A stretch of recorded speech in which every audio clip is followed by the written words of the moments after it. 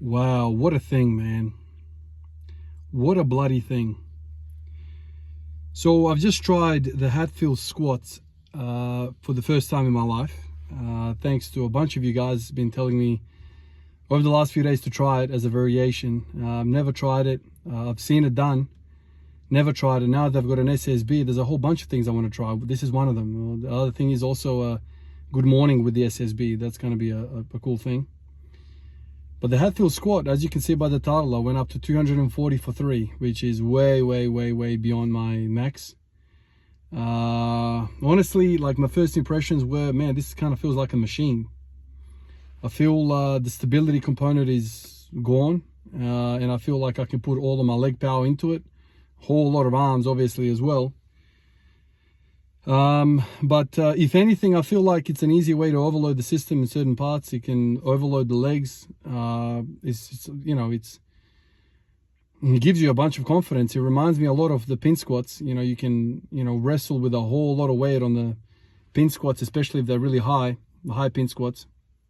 The only thing that I felt giving way is my mid back, which is interesting. It wasn't my lower back, wasn't my upper back, or maybe close to the upper back, but like mid back, that's where I kind of felt a pump. I still feel it right now as I'm sitting here straight after the session talking to you guys. The arms are stabilizing you. There's no component of falling backwards or forwards. You're kind of locked in. You can just push with your legs as hard as you can. The arms are there to stabilize you. It just goes to show you how much stability is part of this game. It's a freaking huge part. I've always said to you guys, I feel comfortable in certain positions. It almost feels like a leg press, really. Like you have nothing to worry about other than push.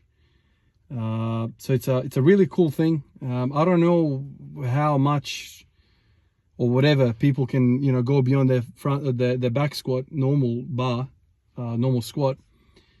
But I would kind of predict that you can go very heavy with this thing. I don't know how much. I stopped at 240 for 3. Could have gone higher.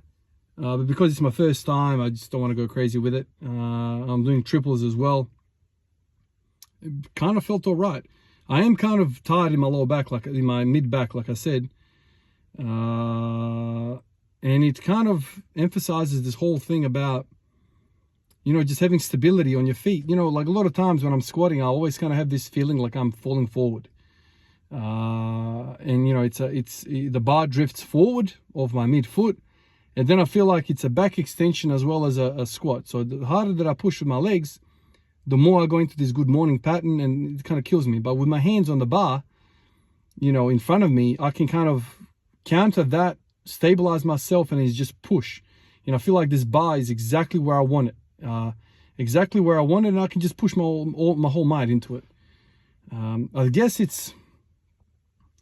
this squat teaches me something about what's going on with me. I've always kind of felt like the legs are strong enough. And, I go back and forth mentally about this, the whole weakness identification and, kind of working out what's really weak. But like, man, when I did the eccentric squats, a bunch of days ago, and now that I'm doing the Hatfield squats, it just feels like the legs are not the problem. It just feels like my back is the problem. And then I think about Greg Knuckles, what he says. The last thing to always fail is the back. So if your legs are leaving the party at 9 p.m., way before midnight, way before the battle, it's going to feel like it's your back, because that's the only thing that stayed the party. That's the only thing that freaking stays at the party, man. The back never leaves the party. That's the last guy, the last line of defense. And so a lot of the times with let's say bad squat mechanics, we feel like the back is given out. But really what's happening is the legs have given out a long time ago.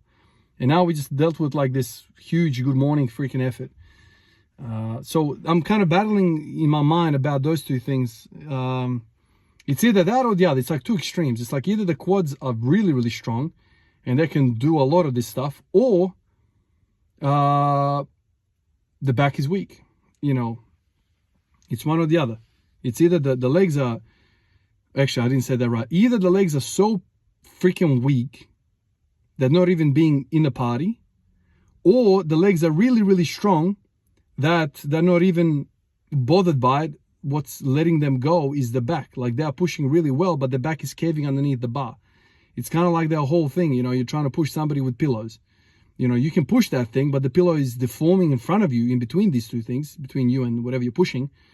And you're kind of leaking all the power, and the whole thing is falling apart. You're not getting any power transfer. So if your back is weak, you're not going to be able to transfer the power that the legs generate. So it's kind of like that. You know, I still battle with this daily. I kind of think to myself, and I think, you know, this conjugate line of thinking, this whole variation that I'm trying over and over again, different exercises, it's teaching me about something. You know, it's kind of like, you know, when I do the box squats, whatever freaking variation, whatever height, I feel my back. When I did Hatfield squats, I felt the back. When I did the eccentric squats, I felt the back. It's like whatever I end up doing, the back is always the cop in it. So, you know, logic would serve that it's a damn back. Something is going on. Why I'm always leaned over?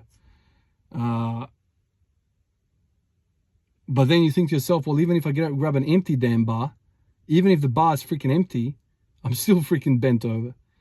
So maybe it's a mobility issue that is, you know, the biggest problem here.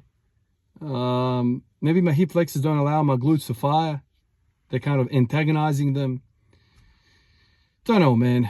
I don't know, you know, how to process this whole Hatfield thing, but it literally felt like I was in a freaking machine. Like, you know, you can just push and whatever. Like, you know, I reckon I could have gotten 250. I dare say I could have gotten 260. The more I did that, the more you know, I go up, the more I'm kind of relying on my arms and whatever to get me out of the hole. But I try to Google it in between these sets. I try to Google like what's actually the numbers here, like what are the strength standards, you know, with the SSB, normal SSB back squat. They talk about 10% weaker than the back squat. You know, I don't know if that's the case. And then another 10% for the front squat. The Hatfield squat, you know, I don't know if any of these things are going to be accurate, because it just depends on the technique. It depends how much you lean into the arms, because really, you can do a freaking pull over with the thing. You're doing a pull over and a squat at the same time. And how much can you pull over? How much are that's worth? Well, a lot, right? So it's interesting. But I think this exercise is probably best used to manipulate the bar path, to manipulate which muscles you want to use, and maybe hammer the quads a bit more if you choose to do so. But none of those reps I felt the quads. What I felt was the back. Like walking the thing out was super kind of like shaky, and the mid back was copping it. So something, you know, there's a lot to process here. I don't quite know what to think. What I will do is I will do some reading about Hatfield squats. I'll do some listening as well, and see what the pros think of it. I think it's going to be an accessory. Although the stuff that I've read in between the sets, that people are talking about like it's an overload thing. You can overload the movement. And then I saw a video of some guy doing it. I don't know what the hell point of that was. He's doing the thing, doing the Hatfield squat. He's showing somebody to do it, like an athlete. And instead of the barbell being in front of him to hold on to, he's had the bands. So I don't know what the hell point of that is. Like, to trick you. You know, so you got a little bit of assistance with the band, but not really. I don't understand that. Either you're helping me or you're not. You're not screwing me. What the hell the point of that is? I got no idea. But anyway, I guess there's many different takes about many different things. But for this is interesting for me.